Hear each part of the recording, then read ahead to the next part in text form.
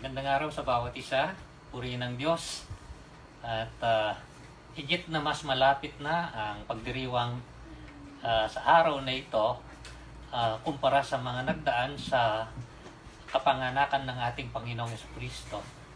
At noong tayo ay huling nagkasama ay tinalakay natin ang ilang mahalagang bagay kaugnay ng kapanganakan ng Panginoong Jesucristo. Tayo magpapatuloy sa ating pagtalakay patungkol sa napaka-importante at dakilang kaganapan na ito. Ang Kapaskuhan para sa marami ay siyang pinakamasaya na panahon sa buong isang taon, lalo na sa ating mga Pilipino. At nang dahil dito, marami ang naghahanda at kuminsan maraming nag-aalala kung paanong ipagdiriwang ang Kapaskuhan upang ito ay maging masaya. At ito ang madalas na pinag-uukulan ng pansin at pinagkakaabalahan ng maraming mga tao. Many of those who are going to celebrate Christmas or the birth of the Lord Jesus Christ are more concerned about the merriments of Christmas than any other thing. Hindi naman masama ito dahil nga tunay na masayang pagdiriwang ang kapanganakan ng Panginoong Jesucristo. Gayunpaman, merong isang mahalagang bagay sana na dapat unahin na bigyan ng pansin. More than the merriment of Christmas, we should first be concerned about the theology of Christmas. Ang Pasko ay isang may tuturing na teolohiya o doktrina. Christmas is not just Christmas because of a particular date that has been decided upon to celebrate the birth of the Lord Jesus Christ, but it is the celebration of the actual birth of the Lord Jesus Christ. Maraming mga tao na naniniwala sa Diyos at naniniwala sa Panginoong Jesucristo ay kasama doon sa mga nagpapahayag ng paniniwala nila doon sa tinatawag na Apostles' Creed. Ang unang bahagi nito ay kabisado ng marami at meron din nakabisado ang kabuuan nito. Ang unang bahagi ay nagsasabi ng ganito: I believe in God, the Father Almighty, maker of the heaven and the earth, and in Jesus Christ, His only Son, our Lord, who was conceived by the Holy Spirit, born of the Virgin Mary. Yan ay kapahayagan patungkol sa kapanganakan ng Panginoong Jesucristo. But many people who actually recite this, some on a regular basis, do not fully understand this part of the Apostles' Creed. Maraming hindi pa rin lubusan ang unawa at hindi nakukuha ang pinakamahalagang diwa nitong tinatawag na Apostles' Creed. What makes Christmas or Christ's birth stand out against all other births? Ano ba ang nagpapaging pinakakakaiba sa kapanganakan ng Panginoong Jesucristo kapag ikinumpara sa lahat ng iba pang kapanganakan na nangyari dito sa mundong ito? Yan ay ating pag-uusapan. Kaya nga tayo ay tatalakay patungkol dito sa mahalagang paksang ito. We will talk about the theology of Christmas. At basahin muna natin yung bahagi ng kasulatan kung saan natin makikita ito. At pagkatapos ay ating suriin. Una ay yung kapahayagan ng kapanganakan ng Panginoong Jesucristo sa napili na kanyang maging ina. At pagkatapos yung mismong kanyang kapanganakan. Let us read a few portions of this from the scriptures. Una dito sa Luke chapter 1, from verse 26 up to verse 38. Itong sinasabi, In the 6th month, God sent an angel, Gabriel, to Nazareth, a town in Galilee, to a virgin pledged to be married to a man named Joseph, a descendant of David. The virgin's name was Mary. The angel went to her and said, Greetings, you who are highly favored. The Lord is with you. Mary was greatly troubled at his words and wondered what kind of greeting this might be. But the angel said to her, "Do not be afraid, Mary. You have found favor with God. You will be with child and give birth to a son, and you are to give him the name Jesus. He will be great and will be called the Son of the Most High. The Lord God will give him the throne of his father David, and he will reign over the house of Jacob forever. His kingdom will never end." "How will this be?" Mary asked the angel, "since I am a virgin?"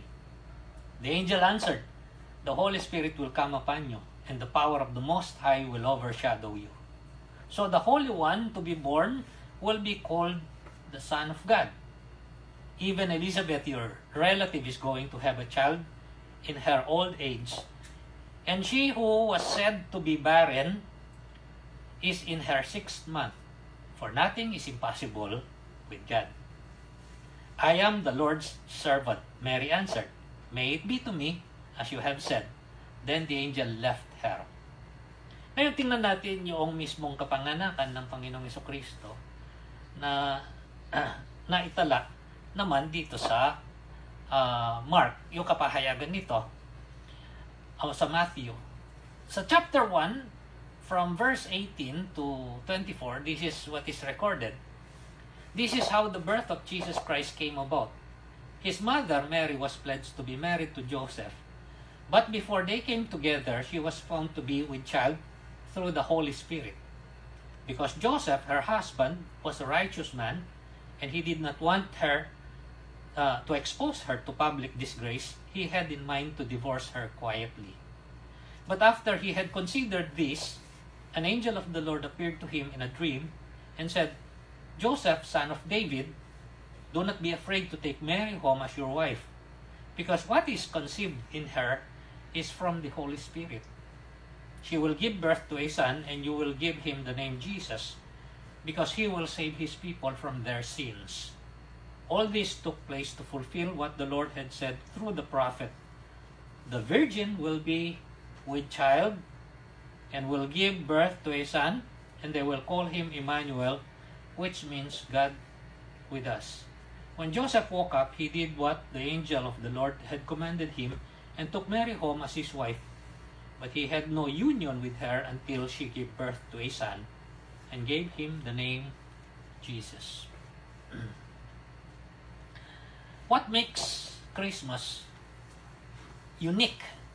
What makes it stand out against all other births? Many things could be said. Marami ang maaari nating mabanggit. Actually, ang bawat kapanganakan ay may tuturing na kakaiba. Pero ito yung pinakakakaiba sa lahat. Yung lugar kung saan nangyari ito. Ito ay pinahayag bago naganap ito. Ang kapanahunan ng kasaysayan na pinangyarihan nito. Sinabi din na ito ay ipinahayag na magiging kakaiba. Maraming mga sirkumstansya ang may tuturing natin na hindi pangkaraniwan.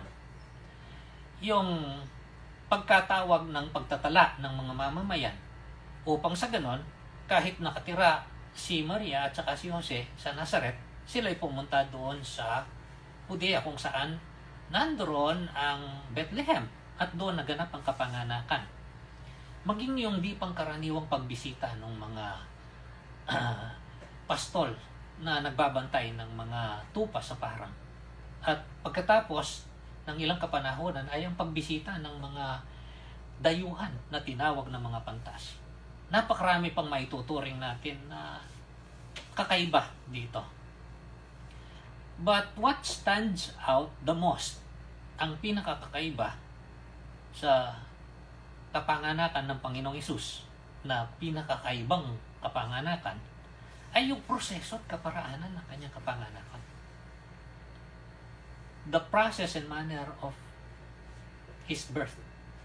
And we call that the virgin birth. Ang kapanganakan sa pamamagitan ng isang babaeng dalaga o babaeng walang karanasan ng pakikipagsama ng pisikal sa sino mang lalaki. Kaya nga ito ang sinasabi ng tinatawag na Apostles' Creed. I believe in God the Father Almighty, maker of the heaven and the earth, and in Jesus Christ, His only Son, our Lord, who was conceived by the Holy Spirit, born of the Virgin Mary. Kung minsan nabibigyang pansin yung ina ng higit kaysa doon sa nangyari. Mahalaga yung ina, pero ang higit na mahalaga ay yung kaparaanan ng kapanganakan. Kaya nga ito ang ating tatalakayin sa pagkakataong ito. Maaari kong tawagin ang pinakakakaibang kapanganakan sa buong mundo. But I call it the theology of Christmas, the virgin birth. Isang napakahalagang dapat sana'y malaman natin na doktrina, teolohiya ng Biblia upang sa ganun magkaroon ng tunay na kabuluhan ang pag-alala natin sa kapanganakan ng Panginoong Jesucristo. As I've said, a lot of people are more concerned about the merriment and they're preparing for it, and sometimes that is the only thing that gives meaning to the celebration. Pero meron pang higit sana na napakahalaga na di nagbabagong katotohanan na makapagbibigay ng tunay na kabuluhan at kahulugan sa anumang pagdiriwang ng Kapaskuhan, anuman ang sitwasyon. Kasi ngayon marami yung mga tao nag-aalala, maaaring hindi kasing saya o kasing sigla nung mga nagdaang mga kapanahonan dahil sa di pangkaraniwang sitwasyon na ating kinalalagyan. A lot of people also, even today, have a hard time coming to grips with this truth of the virgin birth. Habang tumatagal ang kapanahunan at sumusulong sa karunungan ng tao, sa progreso, at sa maraming mga bagay, marami ang hindi matanggap itong katotohanan ng kapanganakan ng Panginoong Jesucristo na tinatawag na virgin birth. Maraming mga kritiko ng sangkakristyanuhan ang nagsasabing ito ay isang kamangmangan dahil hindi tugma doon sa inaakala nilang karunungan na kanilang natanggap. Hindi ito mapatunayan ng siyensya o ng iba pang mga pamamaraan na maaring sigurong masabi nilang magbigay ng katibayan o katunayan dito. So it has served as a stumbling block for many. That is why they would not accept Jesus Christ or Christianity. Ang iba naman ay gustong maging Kristiyano dahil tinuturing nila itong maganda at mabuting relihiyon. After all, if you will hear of people who claim to be Christians, they talk about good things. But they rejected those who would like to be Christians because they could not accept the virgin birth. Paano ito mangyayari? Ano ba itong tinatawag na kapanganakang ito? Was Christ born of a virgin? Totoo ba? And why was He born of a virgin? Kasi dapat magkaugnay yon. Totoo ba na siya ay pinanganak ng isang dalaga? Anong katibayan na may hahain o may hahapag para patunayan o pagtibayin ito? At kung ito'y totoo, anong katuturan, kabuluhan o kahulugan, kadahilanan nitong kapanganakang ito? So, that is what we're going to discuss. Una, what proofs do we have? Meron bang katibayan na masasabi nating katanggap-tanggap na maaaring pawiin yung mga agam-agam o di paniniwala o yung maaaring hindi kayang maipaliwanag noong mga nagsasabing sila'y okay lang doon sa pagdiriwang ng Kapaskuhan at ng kapanganakan ng Panginoong Hesus. Ang iba kasi gustong ipagdiwang yung Kapaskuhan pero ayaw tanggapin yung kapanganakan niya sa pamamagitan ng isang dalaga. There are a few things that we can draw from what we have just read a little while ago. The account from Luke chapter 1 and Matthew chapter 1. Una sa lahat, ang pinakamatibay na maaari nating unang gamiting katibayan ay ang kapahayagan ng kasulatan. The report of the scriptures. Kasi, ang kasulatan ay tinatawag nating salita ng Diyos. Kasi ito yung kapahayagan ng Diyos ng lahat ng katotohanan na kailangan ng tao. Upang sa ganon, siya ay makaabot sa unawa sa mga panukala at kalooban ng Diyos. The scriptures record this birth, kagaya ng binasa natin. At ang isang kamangha-mangha dito ay hindi ito nagtala nung kaganapan lamang. Ngunit bago pa ito nangyari, ito ay naitala na sa kasulatan. Ang kasulatan, bago pa man nangyari kapanganakan ng Panginoong Jesucristo, ay nagkaroon na ng kapahayagan patungkol dito. Many years, hundreds of years before the actual birth of the Lord Jesus Christ, the scriptures, the Old Testament part, already prophesied that there will come a time when the virgin will give birth, and it already also stated the nature of who this person is. Etong sinasabi dito sa babalikan natin na Matthew chapter 1 verses 22 hanggang 23. Nung hindi maintindihan ni Joseph itong nangyayaring ito, na gusto nga sana niya na hiwalayan itong si Maria nung mabalitaan na siya ay buntis na. Ang sabi dito ng anghel na sinugo ng Diyos na huwag magtubili na siya ay pakasalan. At ipinaliwanag kung ano yung kadahilanan kung bakit nagbubuntis si Maria. At ang sabi dito sa verses 22 hanggang 24 o 23 ng Matthew chapter 1, all this took place to fulfill what the Lord had said through the prophet. Ito'y nagkaroon ng kaganapan upang sa ganun tuparin ang sinabi na ng Diyos sa propeta. And it was quoted in verse 23, the virgin will be with child and will give birth to a son, and they will call him Emmanuel, which means God with us. Ang binanggit na ito ng anghel na bahagi ng kasulatan ay galing sa Isaias sa 7 kabanata na naipahayag 700 taon bago ang kapanganakan ng Panginoong Jesucristo. 700 years earlier, the prophet Isaiah was used by God to proclaim many messages to the people of Israel. And part of it is this in chapter 7, verse 14. Ang sabi dito, therefore the Lord Himself will give you a sign. The virgin will be with child and will give birth to a son and will call him Emmanuel.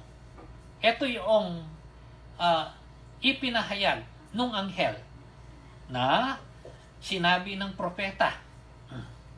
The virgin birth was prophesied. Ito ay ipinahayag na bago pa man ito nagkaroon ng kaganapan. Hindi ito isang imbento lamang. Hindi ito isang katang-isip lamang. It was recorded in the Old Testament scriptures and was fulfilled in the actual birth of the Lord Jesus Christ. Ito'y hindi imbento ng tao. This is not an invention of man nor a fiction. Ito ang unang katibayan, the report of the scriptures. Ang pangalawa, kapag tiningnan natin mabuti yung sirkumstansya, ay nagkakaugnay-ugnay yung mga sumusunod. The second one is the relationship between Joseph and Mary. Yung pinili na siyang maging magulang ng Panginoong Jesucristo dito sa lupa. Si Jose at saka si Maria.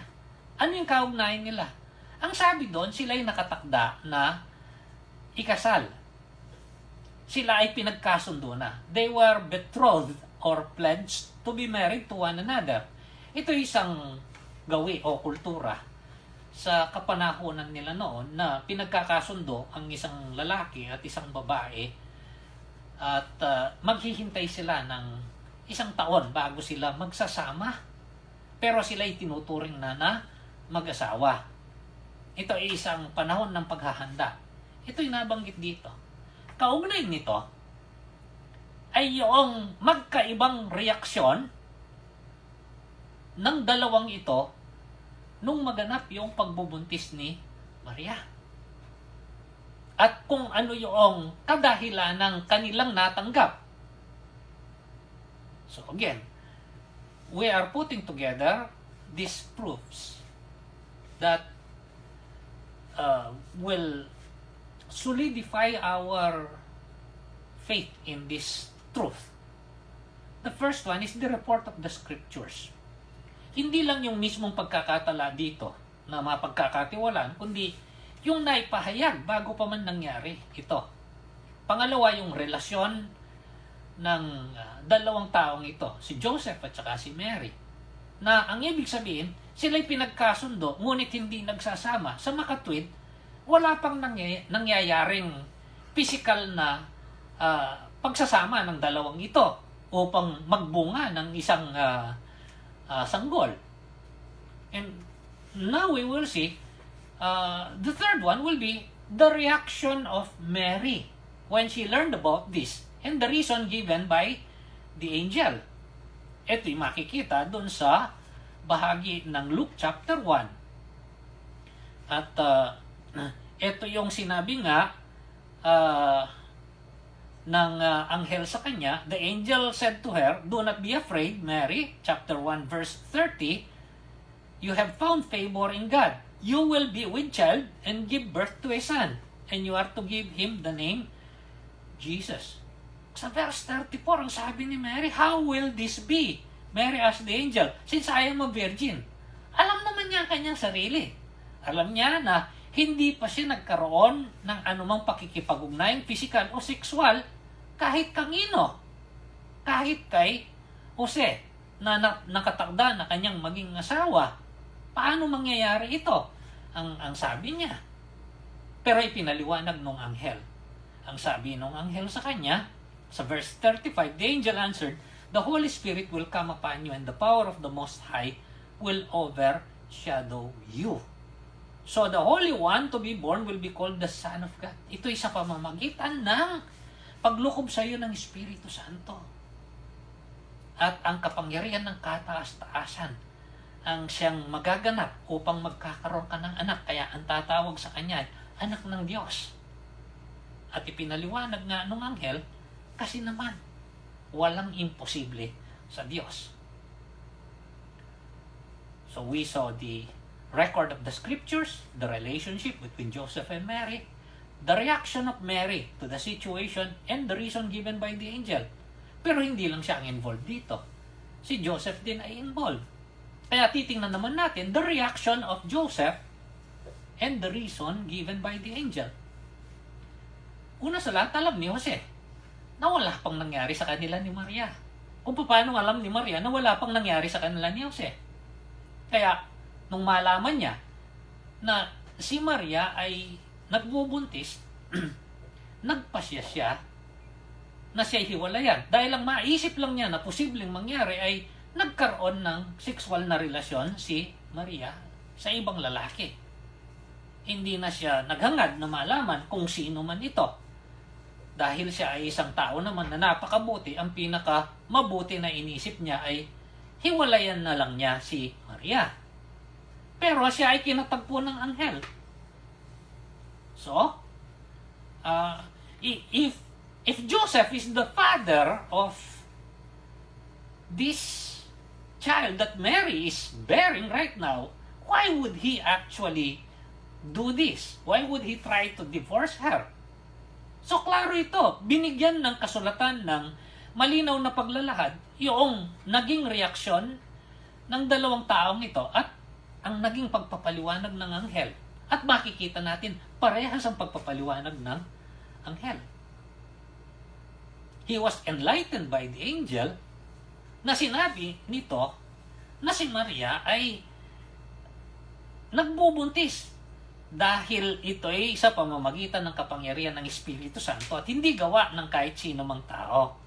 Sabi doon sa verse 20, yung second part ng Matthew chapter 1, doon sa verse 20, sabi ng anghel, "Joseph, son of David, do not be afraid to take Mary home as your wife, because what is conceived in her is from the Holy Spirit." Ito hindi gawa ng tao. "She will give birth to a son, and you are going to name him Jesus, because he will save his people from their sins." At ipinaliwanag ito'y nangyari dahil ito'y katuparan ng sinabi na sa propeta. At ipinahayag nga ng anghel yung nakasaad doon sa aklat ni Isaias. Added to this, we have seen so far the record of the scriptures, the Old Testament prophecy, as well as the actual record here in the book of Matthew and the book of Luke. And we noted the relationship between Joseph and Mary, that they were betrothed or pledged to each other, but they never had any physical or sexual relationship with each other. And then, yung reaction ng dalawa ay nakita natin na pareho silang nagtataka. Parehong hindi makapaniwala. Pero yung kadahilanan na ibinigay ay magkapareho. Added to this, as recorded in the book of Matthew, is the review of Jesus' genealogy. Maingat na itinala ang listahan ng mga ninuno ng Panginoong Jesucristo. At dito'y makikita natin muli itong kamangha-mangha at pinakakakaibang kaganapang ito. Hindi lang upang malaman natin na ang Panginoong Jesucristo nga ay katuparan ng pangako ng Diyos na noong pa mang matagal na panahon ay pinahayag na. Ang sabi dito sa Matthew chapter 1, from verse 1, ang sabi niya, the record of the genealogy of Jesus Christ, the son of David, the son of Abraham. Ito'y pahiwatig upang sa ganun maunawaan ng mga magbabasa na ang Panginoong Jesucristo ay dumating bilang katuparan ng mga pangako kay Haring David at pangako kay Abraham. We will not go into the detail of those promises. Pero ito ang ibig sabihin. Pagkatapos, iniisa-isa na dahan-dahan na ipinakita kung papaanong nagkaroon ng katuparan ito sa pamamagitan ng mga ninuno ng Panginoong Jesucristo.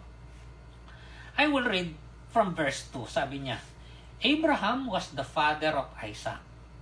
Isaac, the father of Jacob. Jacob, the father of Judah and his brothers.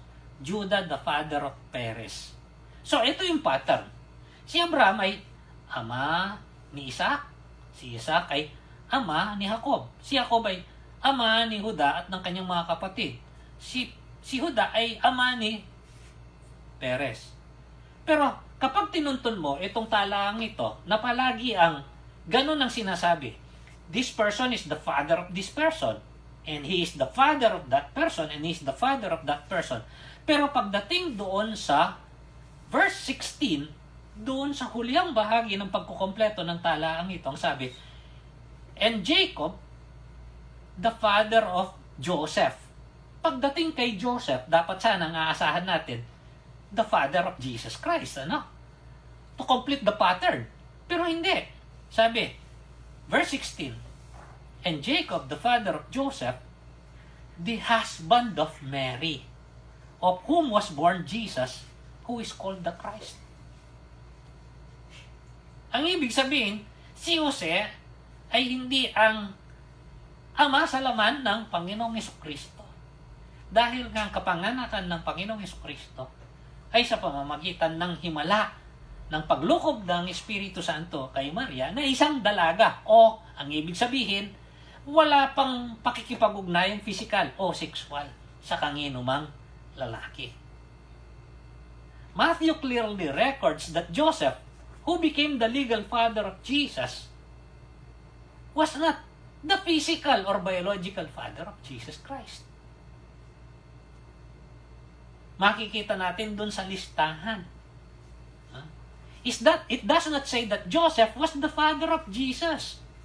Pero Joseph, the husband of Mary, of whom was born Jesus, who is called the Christ.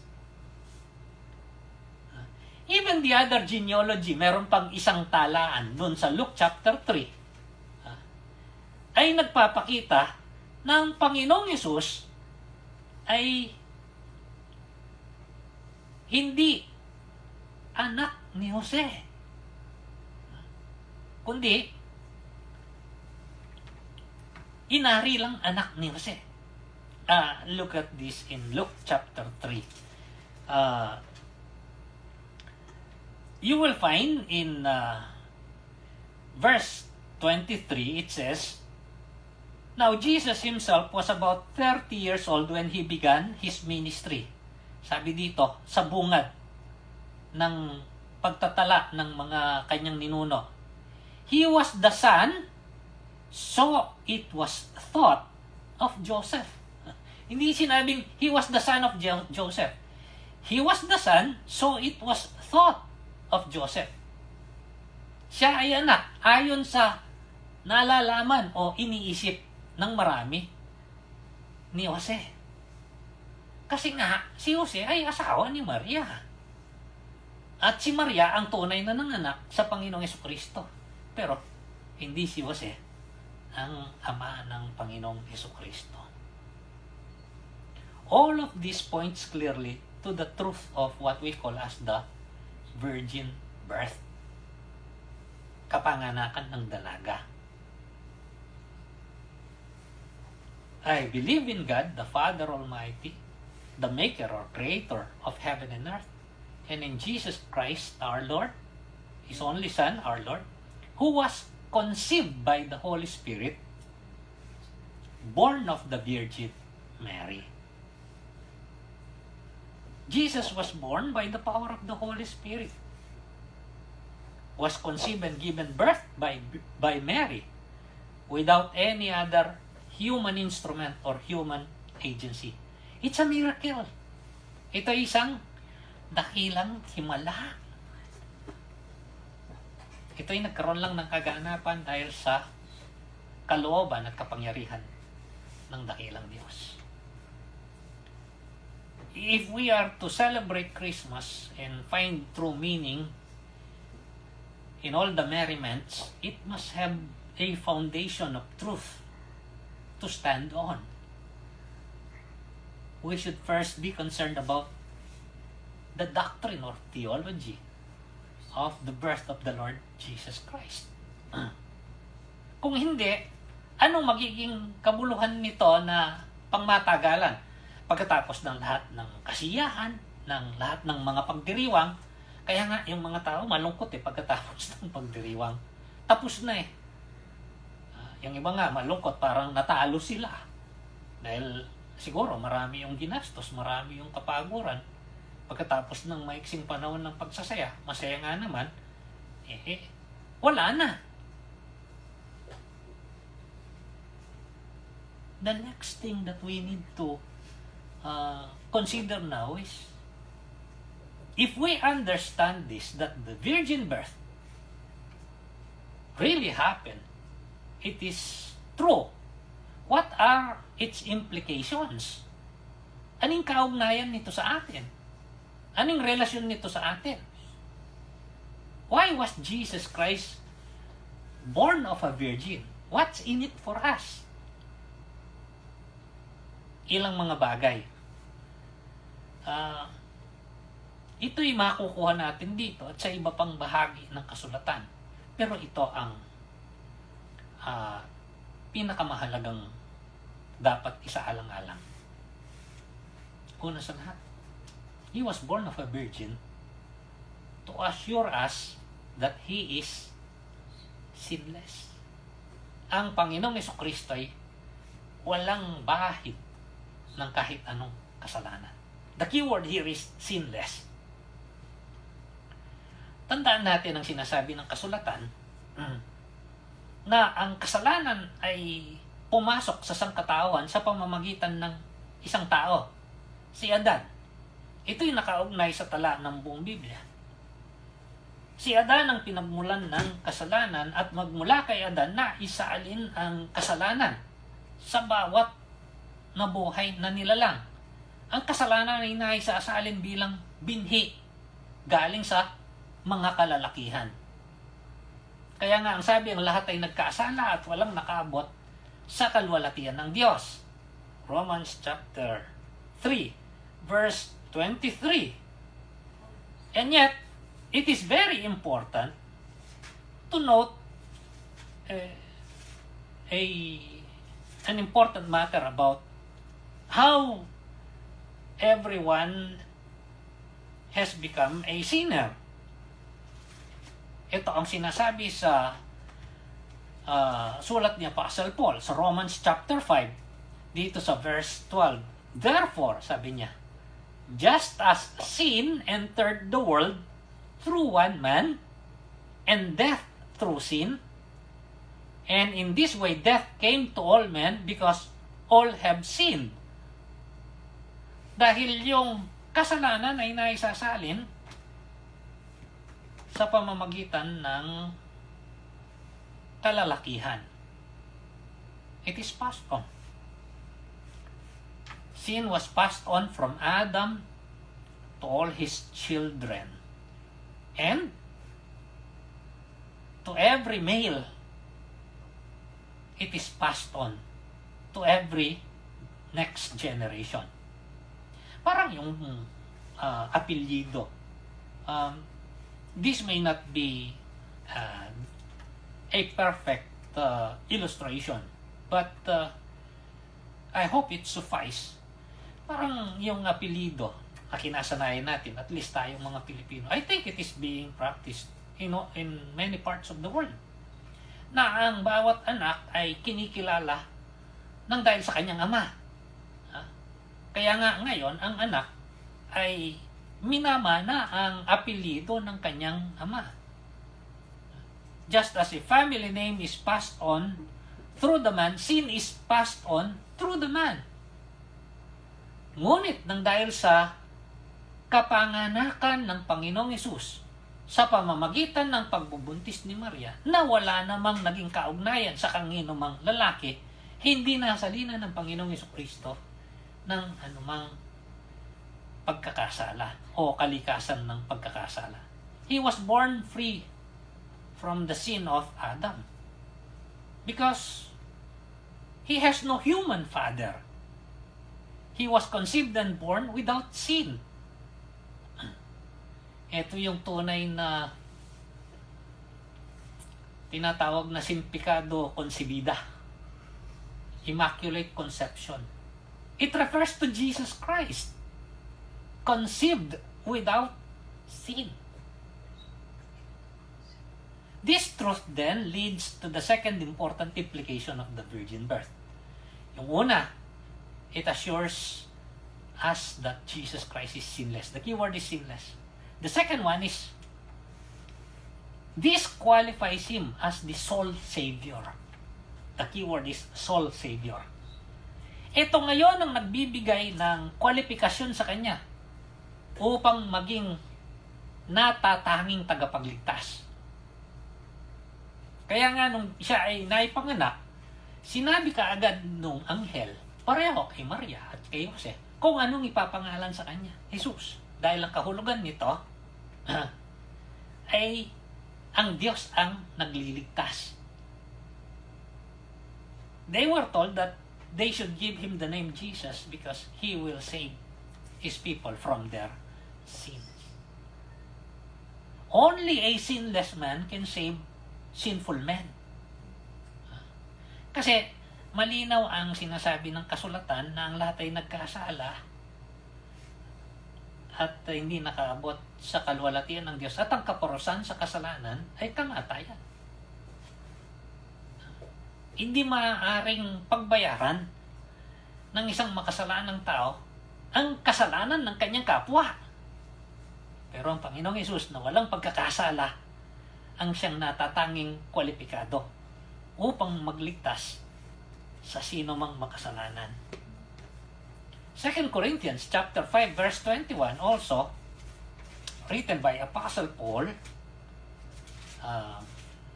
says this.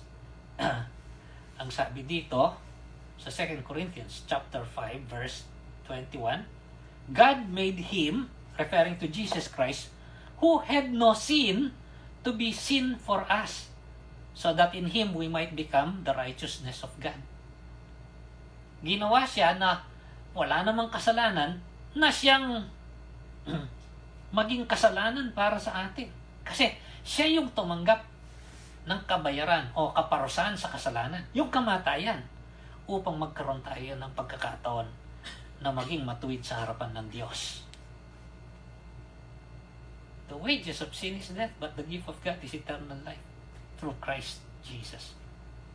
So, ano yung kaugnayan nito o implikasyon ng kapanganakan ng dalaga?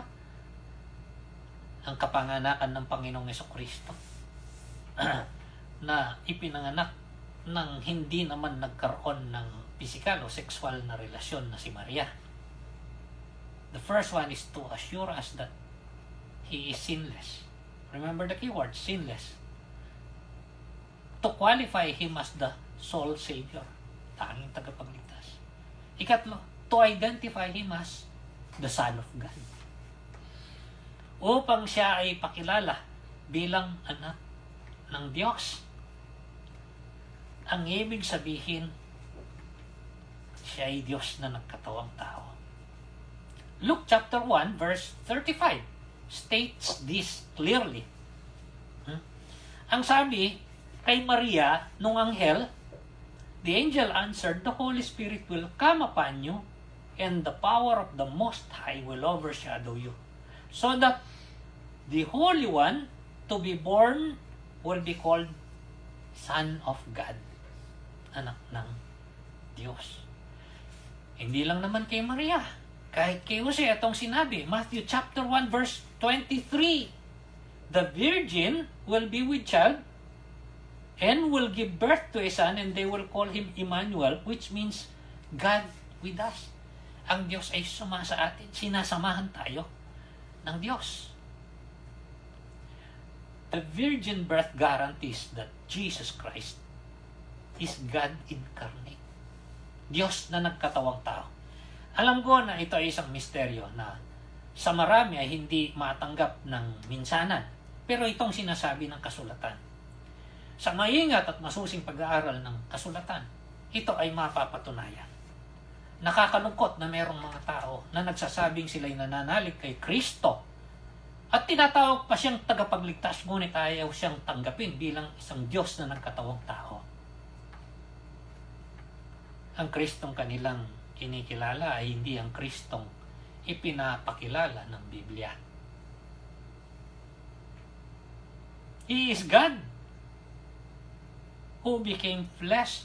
He assumed the human body.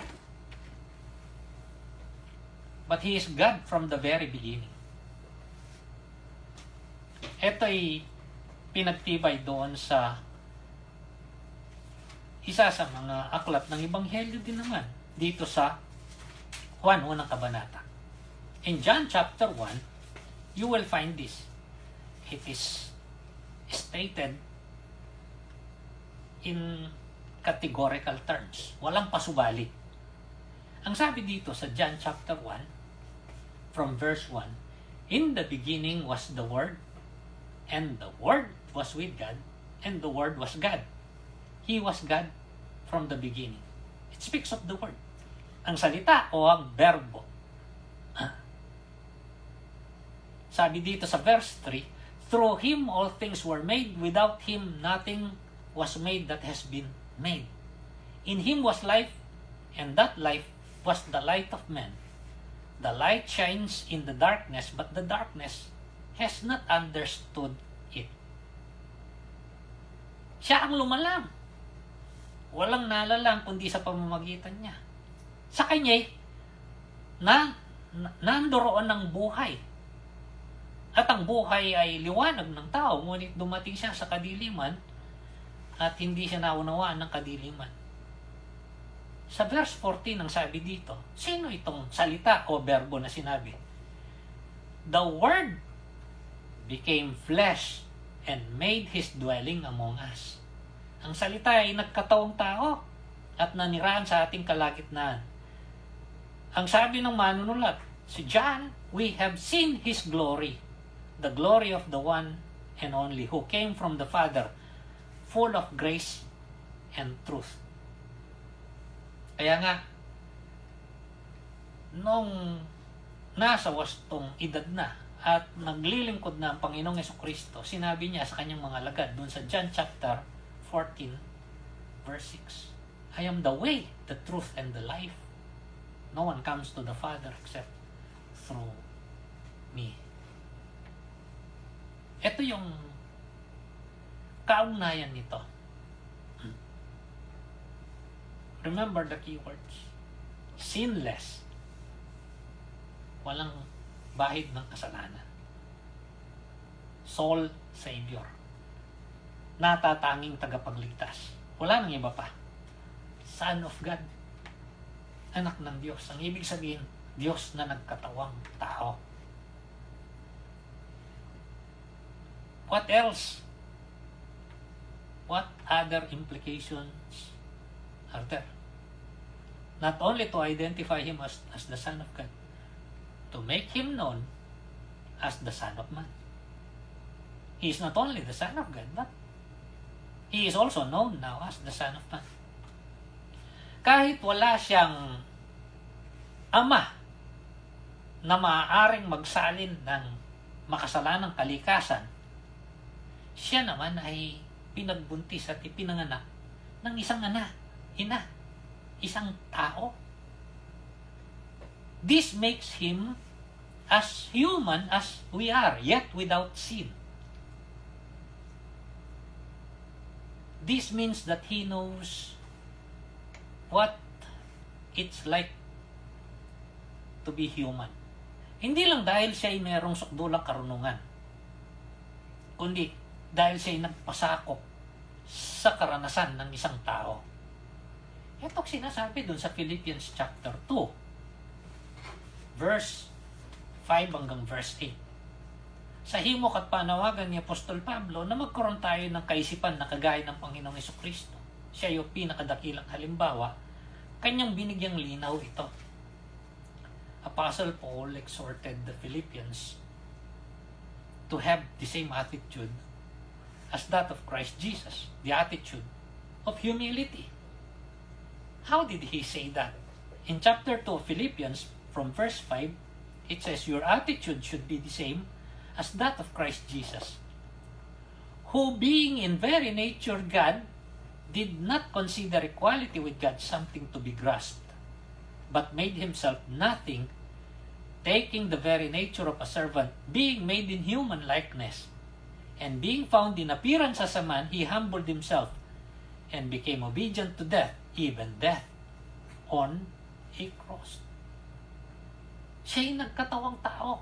So siya'y naging tunay na tao upang siya'y maging tagapagligtas ng tao. Dahil siya ay kwalipikado, dahil wala siyang bahid ng kahit anong pagkakasala.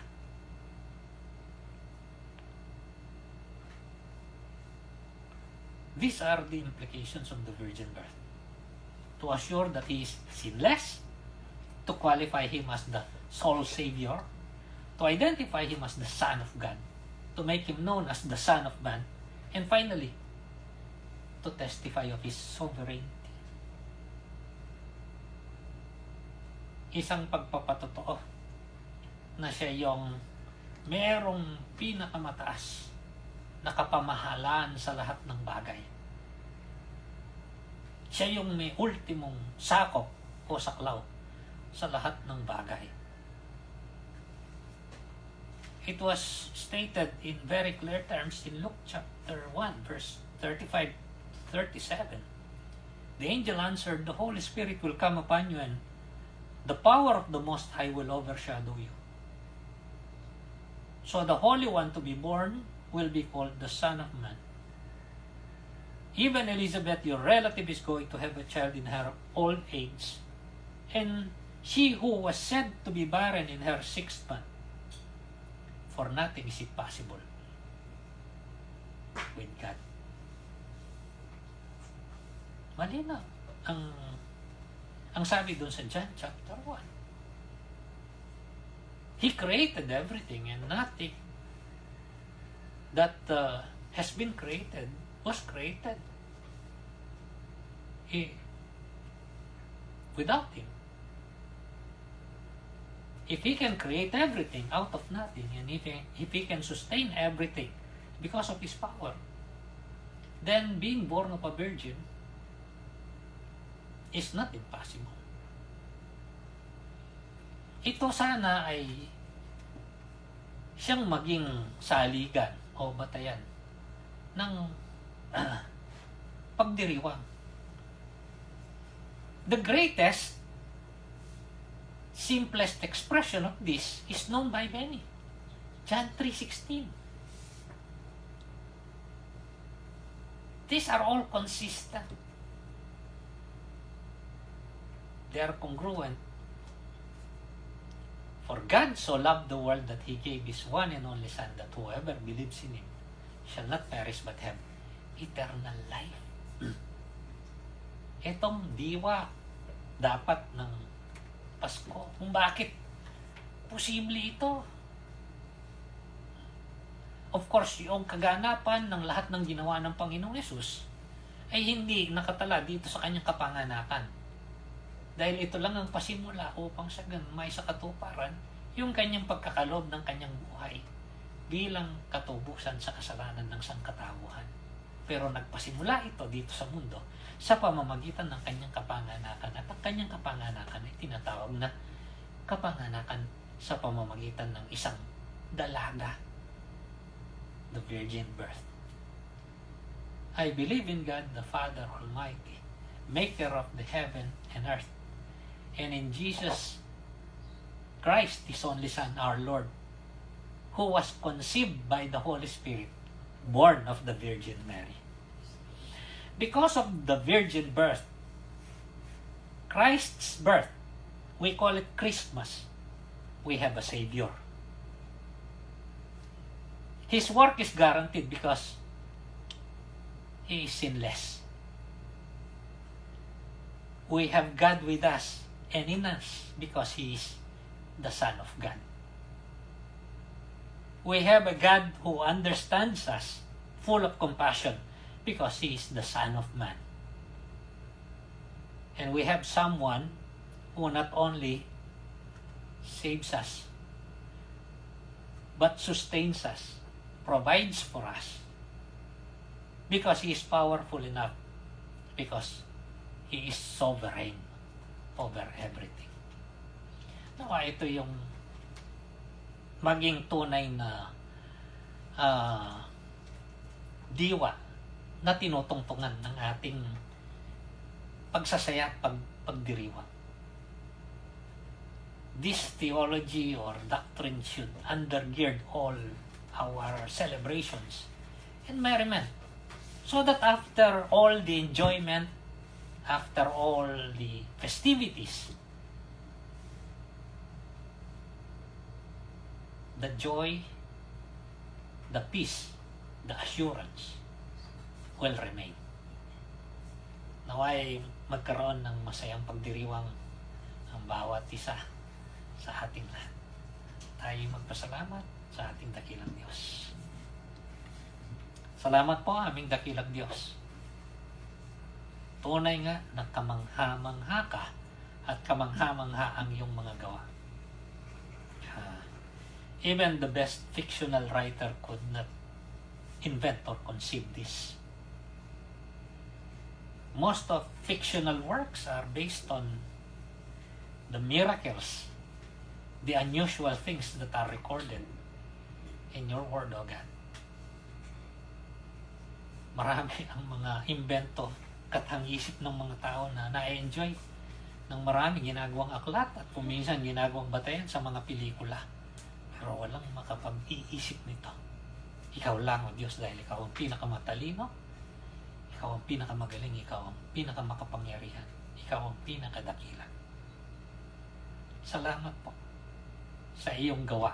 Hindi lang ito katang-isip, hindi lang ito inisip mo, kundi isinakatuparan mo. Ang kapanganakan ng aming Panginoong Hesus. Kapanganakan sa pamamagitan ng isang himala. Ang isang dalaga ay nabuntis at nanganak sa paglukob ng iyong Espiritu Santo. Kaya dumating ang aming Panginoong Jesucristo. Walang anumang bahid ng pagkakasala. Siya ang natatanging tagapagligtas. Diyos na nagkatawang tao. Tunay na Diyos. Tunay na tao. Merong pinakamataas na kapamahalaan. Salamat po aming Panginoon. Panginoong Hesus, maraming salamat po sa pagliligtas mo sa amin. Nawa, marami pa ang makakilala sa iyo. Marami ang tumanggap kung sino ka at kung ano ang lahat ng iyong mga ginawa. Nawawa Diyos, kaming mga nananalig sa iyo ay patuloy na maranasan ang lahat ng biyaya at pagpapala ng aming pagkakilala sa iyo. Sa dinami-dami ng taong nabubuhay at mabubuhay, wala nang pinakamapalad pa kundi kami na kumilala sa iyo bilang Panginoon at tagapagligtas. Dahil sa pamamagitan mo, nakakilala kami at nagkaroon ng kaugnayan sa tunay na Diyos. Meron kaming katiyakan ng buhay na walang hanggan. Nawa, O Diyos, ang aming mga buhay ay magbigay ng kasiyahan sa iyo. Ang iyong kalooban ng maganap sa bawat isang buhay namin dito sa lupa, kagaya ng iyong ninasa at pinlano sa kalagitan. Pinupuri ka namin naming dakilang Diyos. Pinasasalamatan. Kami magdiriwang ng merong kagalakan at kasiyahan. Manatili nawa sa amin ang kagalakan ito at kasiyahan, ang kapayapaan at ang pag-asa. Pinupuri ka namin at pinasasalamatan sa tanging pangalan ng aming Panginoong Hesus. Amen. Magandang araw po. Pagpalain tayong lahat ng ating dakilang Diyos at Panginoon.